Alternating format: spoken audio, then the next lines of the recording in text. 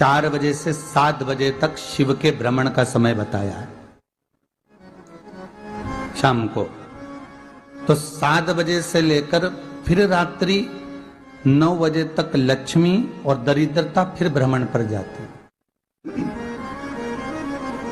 इनका एक समय निश्चित है महाराज। भ्रमण कर कर आ जाना। अब इस बीच में जब लक्ष्मी और दरिद्रता दोनों निकल कर जा रही हैं तो दोनों एक भाव रख कर जाती हैं कि आज हमको कहां प्रवेश करना।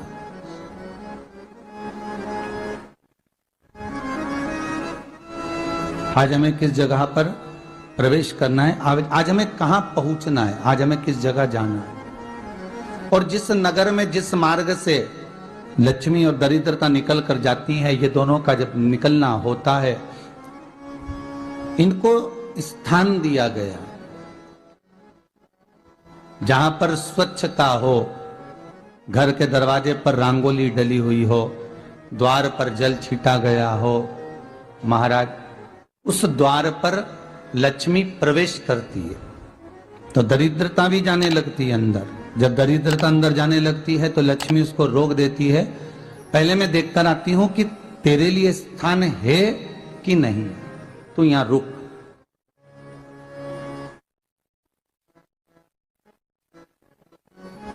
कुछ देर तक दरिद्रता बाहर खड़ी रहती है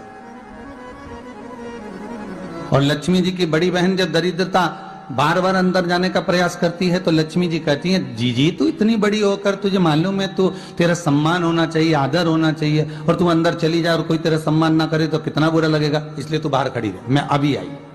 अंदर जाती है और जब लक्ष्मी जी भ्रमण कर लेती हैं, अंदर प्रवेश कर कर आती हैं और प्रवेश कर कर आती हैं तो दरिद्रता पूछती है चले अंदर।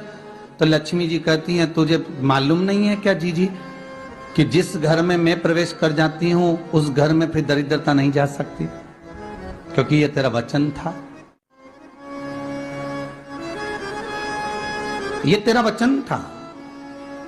अपन दोनों का जब मंगल विवाह हुआ था, मेरा विवाह जब नारायण के साथ में हुआ और तुम्हारा विवाह जब दुस्साह मुनि के साथ हुआ, दरिद्रता का विवाह दुस्साह मुनि के साथ हुआ।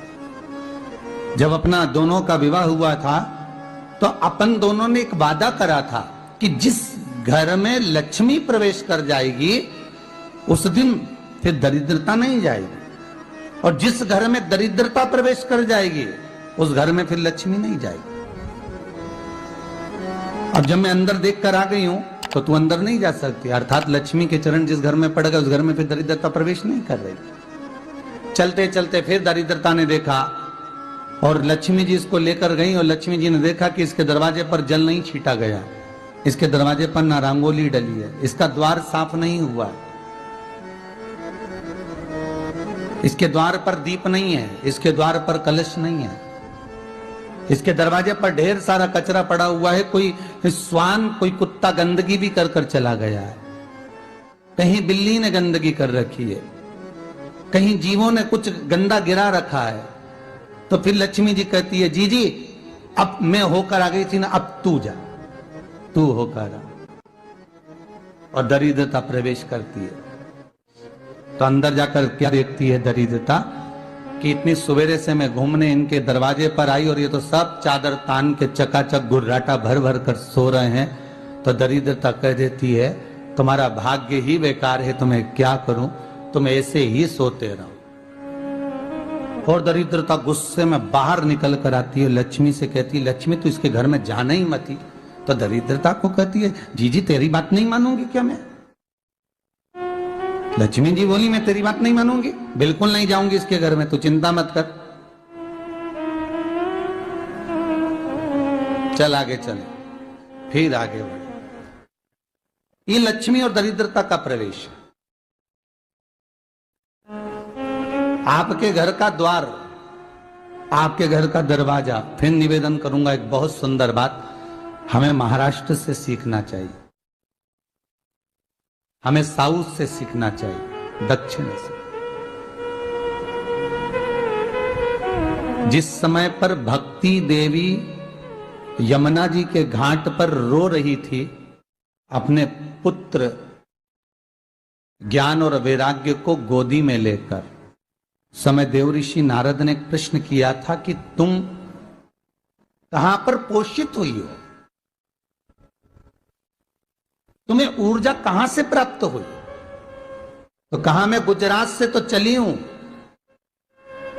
और वहां से चलती चलती भक्ति देवी कहती है मैं बहुत दुखी होकर, बूढ़ी होकर, द्रवित होकर, बड़ी दुख में वहां से चलते चलते जब मैं महाराष्ट्र में पहुंची तो मैंने वहां जाकर देखा कि वहां पर लोग हर पल हर घड़ी ब्रह्म मुहूर्त में उठकर स्मरण करते हैं, नाम जाप करते हैं और दरवाजे पर जल छीट कर रंगोली डालते हैं।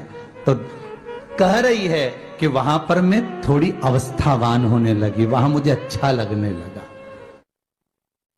फिर जब मैं और आगे पढ़ी, दक्षिण में जब पहुंची, वहां पर जाकर मैंने देखा कि सुबह से उठकर मंगलाचरण, मंगला स्तोत्र और वेदों की ध्वनि होने लगी। वहां पर मैं और आनंदित हो गई।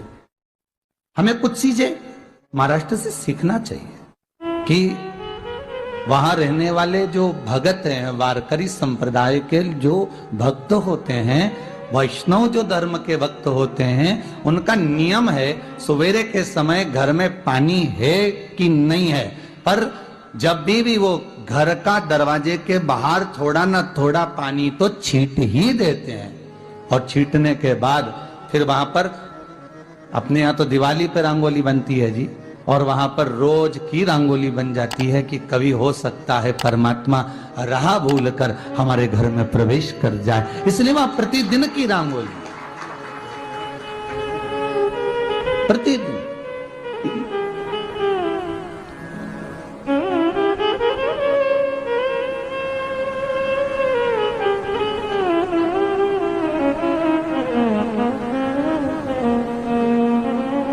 हमें सीखना चाहिए थोड़ा सा। आज के जमाने में तो बहू अपने कमरे की झाड़ू लगा ले, वो ही बहुत बड़ी बात है। हो